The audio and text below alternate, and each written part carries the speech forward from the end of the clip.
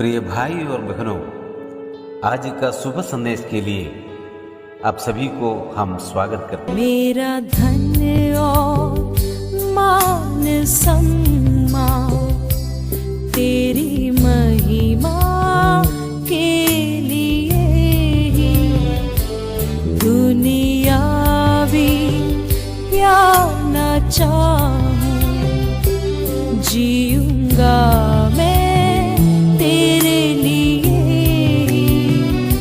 मेरी चाहत तेरे लिए,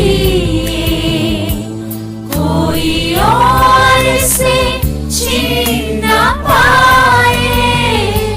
मेरा सब कुछ तेरे लिए, करता अर्पण खुद को प्रभु। आज का संदेश प्रभु का दास यंत्र स्वर से बांटा जाएगा।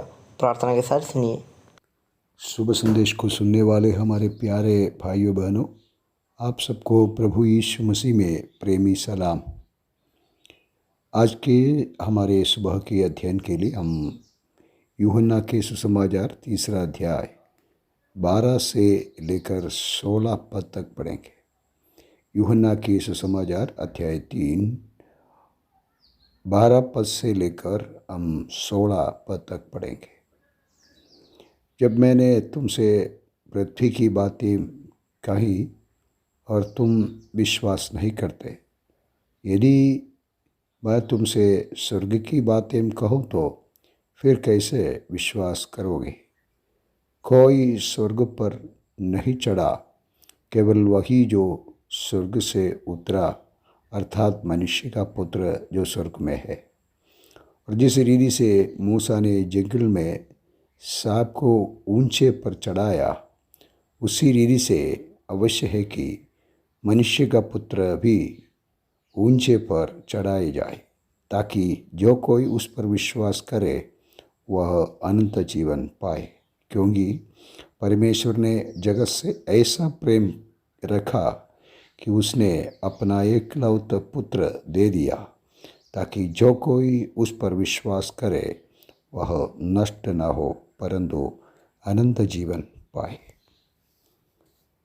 इस पढ़े हुए वचन से प्रभु हमारे दिलों में पवित्र आत्मा के द्वारा एक प्रभु के प्रति एक प्रेम और एक उनके प्रति जो साक्षी देने की एक अवसर प्रभु बने।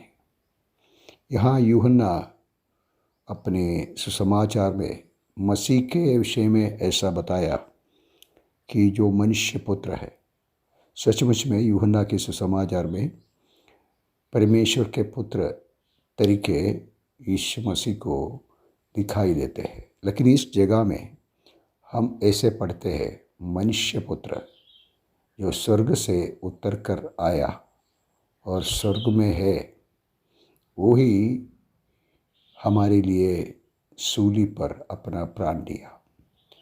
और इस तरह परमेश्वर का प्रेम हमारी ओर दिखाया।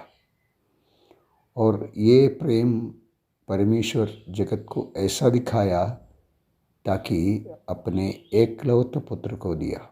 यहाँ हम 3 प्रकार की शब्द अपने पुत्र के विषय में देख सकते हैं। एक है जो मनुष्य का पुत्र, और दूसरा यहाँ दिखाई देते हैं परमेश्वर का पुत्र, तीसरा परमेश्वर का एकलौता पुत्र।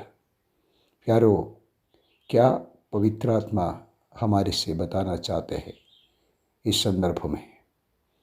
ये बताना चाहते हैं मनुष्य रूप धारण करके स्वर्ग से उतर कर आया प्रभु। निश्चित रूप में मनुष्यों की बचाव के लिए, मनुष्यों की उद्धार के लिए, मनुष्यों की रक्षा के लिए यीशु प्रभु मनुष्य रूप धारण करके आया। और अभी यूहन्ना बताते हैं वो मनुष्य पुत्र स्वर्ग में है। यह प्यारो, हमारे लिए अभी मनुष्य पुत्र स्वर्ग में है।